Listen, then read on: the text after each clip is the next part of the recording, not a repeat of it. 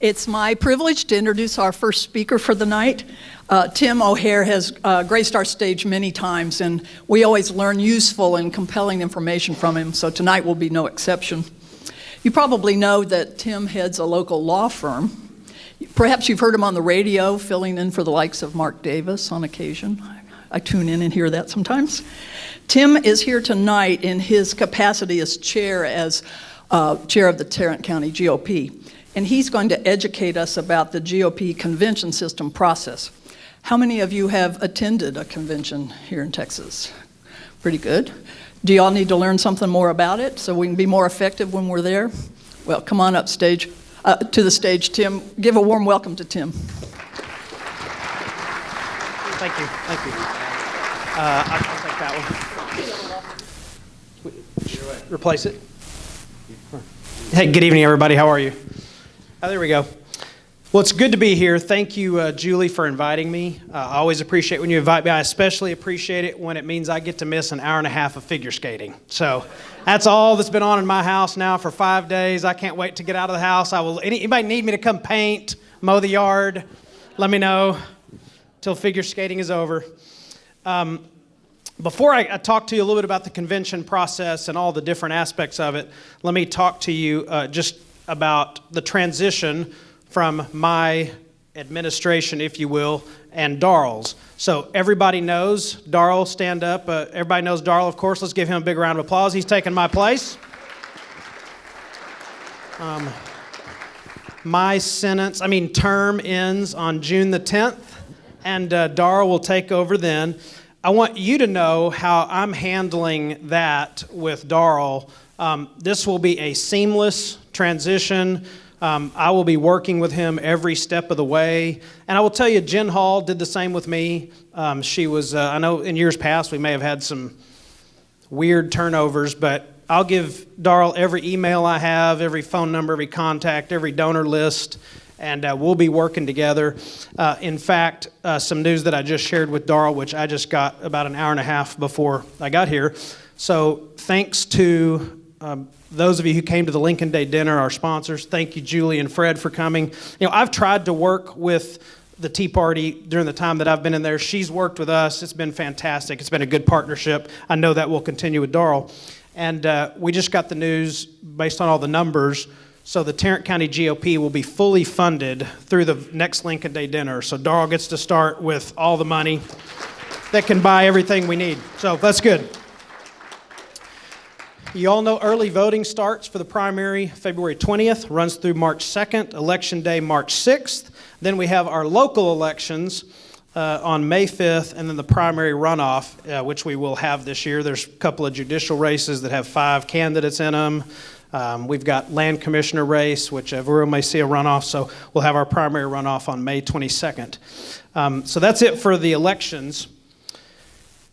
Lots going on. It's never boring at the GOP. It's kind of interesting. Everybody followed, I'm sure, the Russ Casey saga, right? So Russ Casey released a statement to the Star-Telegram letting them know that he could not possibly have a fair election because of me. Blamed me, said it was me, said I wouldn't let him have a fair one. Well, at the same time, there's a group of people that are blaming me for not throwing him off the ballot yet. So it's just kind of how it works when you're the GOP chair. I know you all have seen what has gone on in the last couple of days with Glenn Whitley and Connie Burton. And so I've been in contact with Connie, talked to Connie today. This is not the way we need to be doing things. This is not good for her re-election in November, and I hope we will put a stop to this attacking our state senator who is going to be running against a Democrat in the fall, regardless of what you believe about her position on this or that. Hey, I'm sure here in this room, we are all for property tax reform. Our property taxes are through the roof. I'm for it, and this stuff where we're attacking our state senator is ridiculous and needs to stop. So, all right, convention stuff. Let's get to that. So, how many of you, again, raise your hand if you've been to a state convention?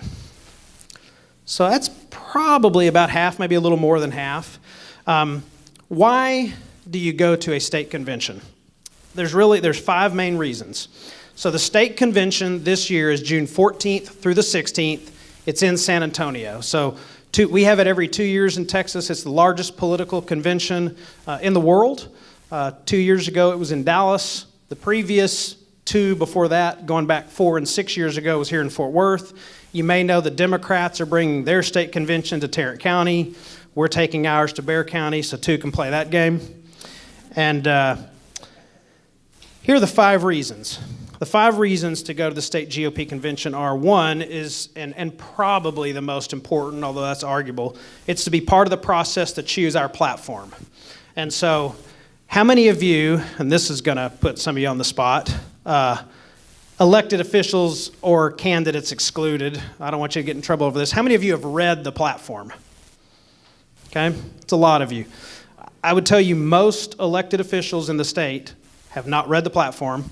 And the platform is pretty convoluted and pretty lengthy, but last time, for the first time in, at least that I know of, in many years, at least 10, 12 years, everybody there, all the delegates, had a chance to vote plank by plank on the platform, which instead of just one big, here, vote for this, yes or no, everybody got to vote on it individually, which I think is a really good thing.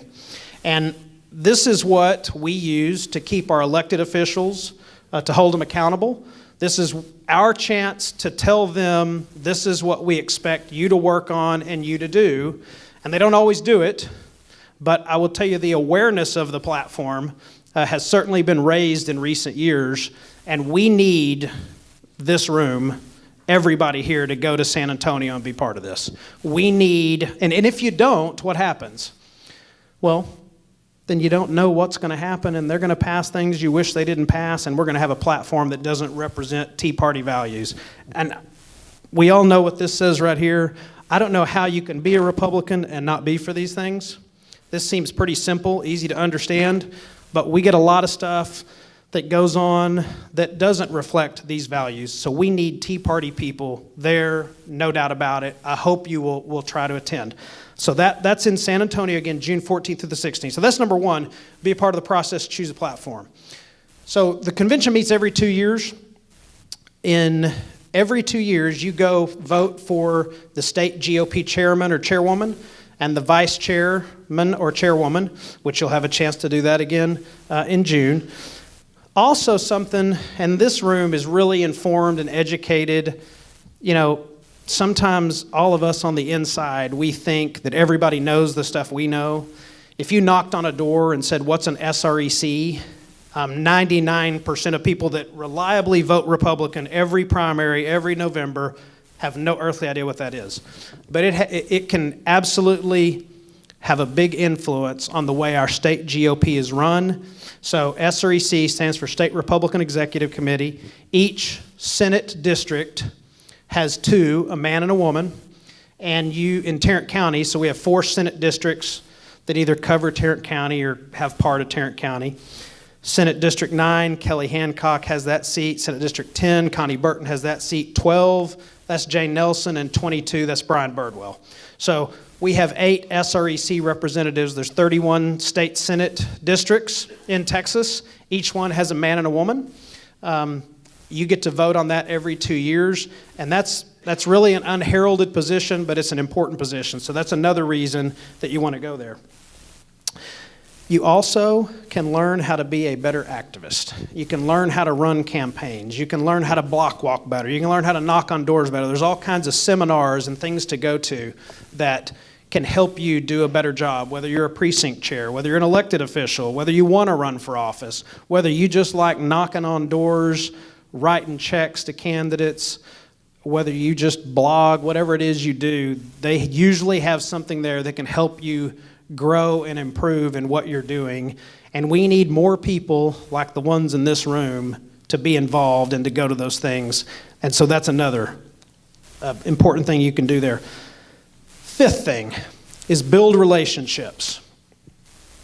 And so I'll tell you, I think building relationships in politics is the thing that grassroots activists tend to miss the most.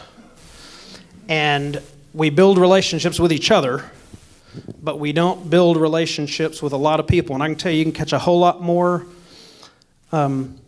with honey than you can with vinegar. And sometimes you got to have the vinegar, and sometimes people need the vinegar, but you can catch more flies with honey.